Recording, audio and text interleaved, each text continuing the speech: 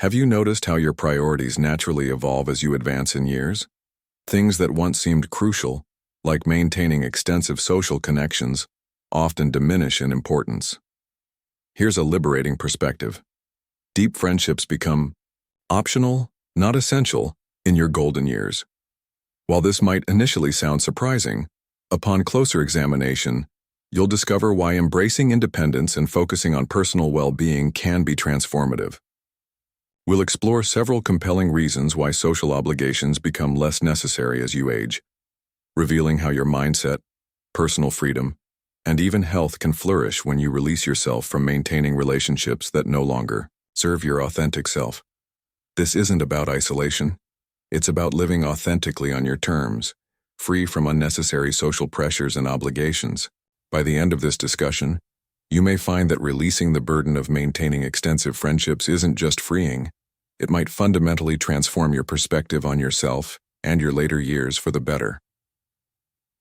Freedom from external validation. One significant advantage of aging is the liberation from needing others' approval. You've transcended the phase where social validation determined your worth. Reflect on your younger days. How often did friendships revolve around proving yourself, fitting in, or maintaining appearances?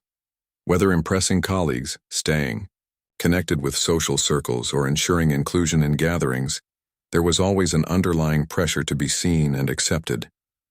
Now you've reached a stage where none of that matters. You've built your legacy, and others' opinions carry far less weight than they once did. At this age, you understand that true fulfillment comes from within, not external approval. There's no need to pursue friendships for status, reputation, or social standing. You know who you are, requiring no validation from others. Consider Thomas, who spent decades climbing the corporate ladder, constantly surrounded by people, colleagues, acquaintances, supposed friends. Most of these relationships were built on convenience rather than genuine connection. Upon retirement, these friendships quickly faded. Initially, he felt compelled to maintain these connections, but then came a revelation. Why invest effort in relationships that existed solely because of work? Why chase connections that never held true significance? Instead of clinging to habitual friendships, Thomas redirected his focus inward. He invested time in personal hobbies, rediscovered old interests, and crucially, stopped worrying about impressing others. Without the pressure of maintaining superficial relationships, he experienced unprecedented freedom. No more forced small talk, no more social obligations, no more concern about others' perceptions. He simply lived for himself, and for the first time in years, that felt right. That's the essential insight. When you cease seeking validation from others, you realize how much energy was wasted on relationships that added little value to your life. You no longer need to prove yourself to anyone. You don't need to meet others' expectations. The only person you answer to is yourself. The value of tranquility. As you age, something fundamental shifts. Tranquility becomes more precious than socializing. In younger years, being surrounded by people felt essential. The noise, gatherings, and conversations all seemed integral to a well-lived life. But with time, you begin to appreciate something more valuable. Quietude, not just any silence, but the kind allowing genuine ease, free from unnecessary drama, obligations, and social exhaustion. Even positive friendships carry responsibilities, returned calls, accepted invitations, and unspoken expectations to maintain contact. It's not that friendships are harmful, rather they eventually require more effort than they're worth. The truth is simple. You needn't spend time maintaining pace with others or feeling obligated to be available because someone expects it. You've reached a life stage where your time belongs to you alone and you decide how to spend it.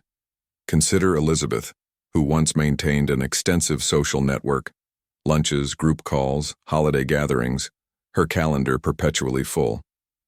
As years passed, she noticed these interactions becoming draining rather than fulfilling. Conversations grew repetitive, the same stories recirculated, some friends called only to complain, others seemed more interested in gossip than meaningful exchange. The joy of companionship gradually transformed into an unwelcome routine. Eventually, Elizabeth stepped back.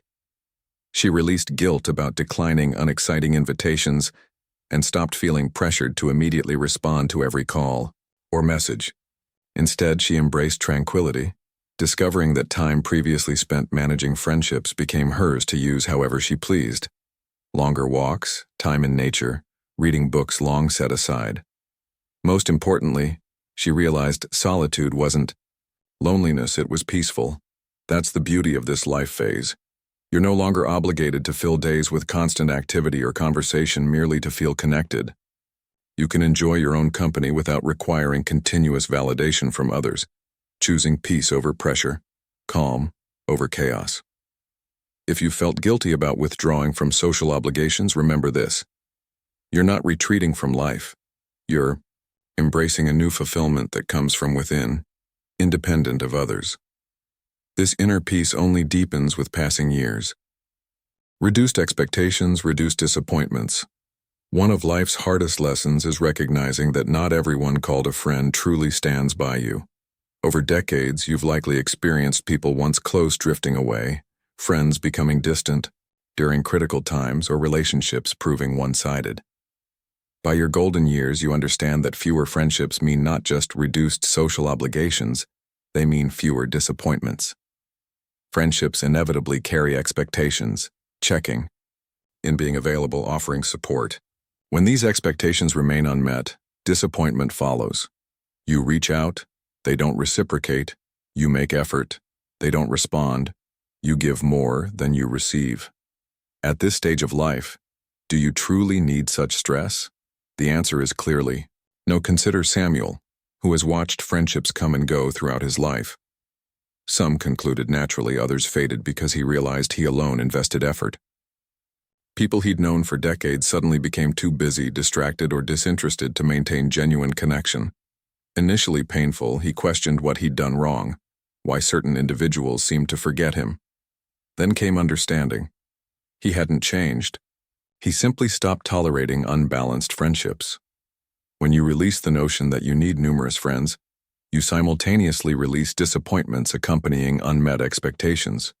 You needn't feel frustrated when someone doesn't check in, or let down when a friendship fades. Instead, focus shifts to the most important person, yourself. This doesn't necessitate isolation. Rather, it means choosing quality over quantity. Instead of maintaining countless acquaintances, prioritize relationships that genuinely matter, those bringing joy without effort, whether with family, lifelong friends, or simply a strong connection with yourself. These are the relationships worth preserving. If friendships have brought more stress than joy, remember it's acceptable to step back, to choose simplicity over complexity, peace over frustration. You don't need numerous friends for fulfillment. You need only release those who were never truly present. The precious nature of time. With advancing age comes the realization that time becomes your most valuable resource. In younger years, time seemed abundant. For friends, social circles, worrying about relationships. By your golden years, perspective shifts dramatically. Every hour, day, and moment becomes precious, and understanding time's true value naturally makes you more selective about its allocation. Friendships, however fulfilling, require time and effort, calls to make, visits to schedule, plans to maintain. While some connections merit preservation, many remain merely habits carried from the past, relationships maintained from obligation rather than genuine enjoyment. At this life stage, you deserve to question, is this how I want to spend my time? Does this friendship enhance my happiness, or does it feel like another obligation? Consider Robert, once enjoying an active social life with dinner parties, outings, and regular calls. Gradually, his feelings changed. Previously enjoyable conversations became draining. Exciting gatherings felt obligatory. During yet another lunch filled with small talk and complaints, realization struck. He no longer wished to spend time this way. He made changes, stopped agreeing out of habit, declined invitations when uninterested. Rather than spending hours discussing gossip or hearing complaints, he dedicated time to genuine sources of joy: reading, walking, learning, enjoying personal solitude. Surprisingly, loneliness never materialized. Instead, he felt more fulfilled than ever before. spending time meaningfully rather than meeting others' expectations. When unnecessary friendships are released, something far more valuable is gained. Time. For yourself, for beloved activities, for enjoying life at your pace, for focusing on personal happiness rather than meeting others' needs. When questioning whether to maintain certain friendships, ask yourself, is this the best use of my time? At this stage, you owe time to no one. You've earned the right to use it however you choose. Self-companionship as true fulfillment. A common misconception about aging suggests that happiness requires numerous friends. The truth? The most crucial companionship develops within yourself. By your golden years, you've spent decades learning, growing, evolving. You know yourself better than anyone else possibly could. With this self-awareness comes a profound realization. You are sufficient. Throughout life, we're taught to seek companionship externally, that sociability ensures happiness, that loneliness must be feared. Yet difference exists between solitude and isolation. Many happiest individuals in later years embrace solitude not as separation, but as opportunity for self-discovery, reflection, and peace. Consider Victoria, who believed surrounding herself with people ensured fulfillment. Always planning, checking on friends, filling days with activity. Eventually, she noticed something important. Despite social engagement, she often felt depleted rather than uplifted. Many friendships were based on routine rather than genuine connection. Worse, she constantly adjusted herself to fit conversations, meet social expectations, avoid feeling excluded. Then came change. She began spending time with herself as she would with a cherished friend, enjoying favorite activities, listening to personal thoughts, appreciating her own company. Long walks without feeling compelled to call anyone, cafe visits with books instead of small talk, quiet evenings reflecting on life rather than worrying about maintaining obligatory friendships. Surprisingly, she felt lighter, happier, more peaceful than in years. This represents what many fail to recognize. True companionship isn't measured by surrounding numbers, but by self-comfort. When external reliance for entertainment, validation, or conversation ceases, unprecedented freedom emerges. External distractions become unnecessary.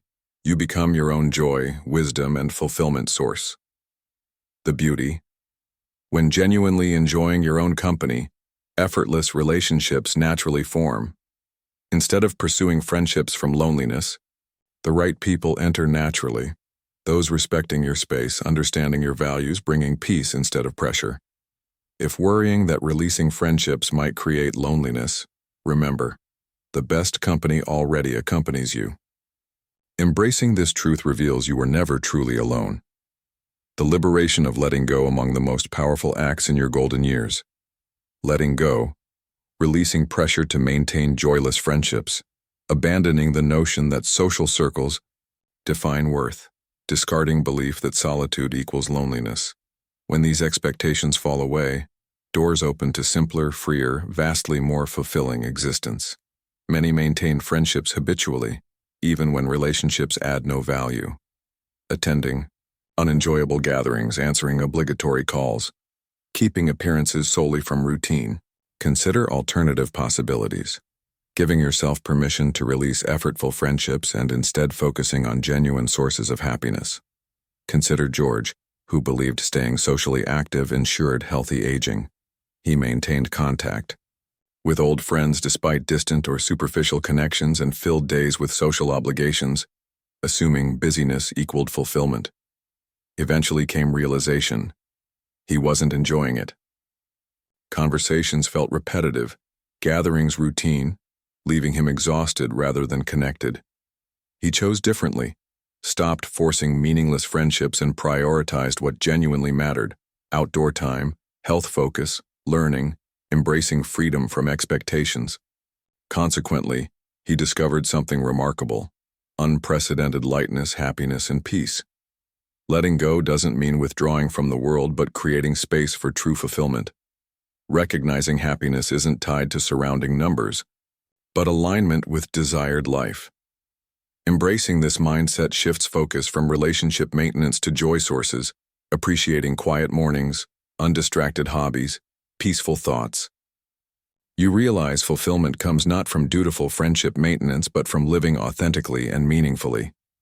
If feeling obligated toward friendship maintenance, question, does this truly enhance happiness, or am I preserving habit?